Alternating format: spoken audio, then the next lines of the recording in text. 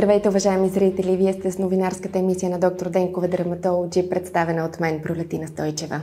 Днес ще поговорим за едно значимо събитие, на което бяхме домакини, а именно вторият международен конгрес на естетичните медицински практици, известен като ICAMS 2024 година. Той се проведе в София. Целта на конгреса беше да се проследи напредъка в развитието на естетичната медицина и да се улесни сътрудничеството между утвърдени професионалисти и следващо поколение млади специалисти. Вижте кадри от това вълнуващо събитие. Събитието се проведе в един от престижните хотели в София, хотел Милениум, и предложи разнообразна програма, включваща лекции, дискусионни панели и практически демонстрации.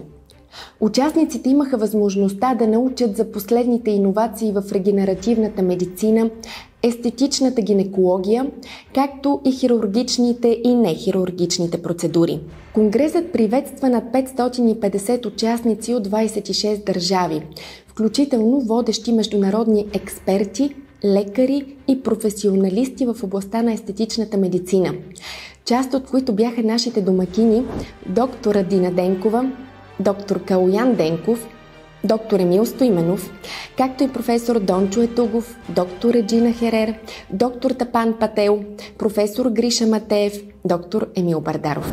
ICAMS 2024 успя да утвърди своето място като водещо събитие в света на естетичната медицина, насърчавайки международното сътрудничество и обмена на знания. Очакваме с нетърпение следващото издание и новите вълнуващи открития, които то ще ни предложи. ICAMS 2025 ще се проведе на 16 и 17 май отново в София. Това бяха новините за тази седмица. Не пропускайте и следващата ни емисия. До тогава останете с канала на доктор Денкова Дерматологи. Пожелавам ви лек и спокоен ден!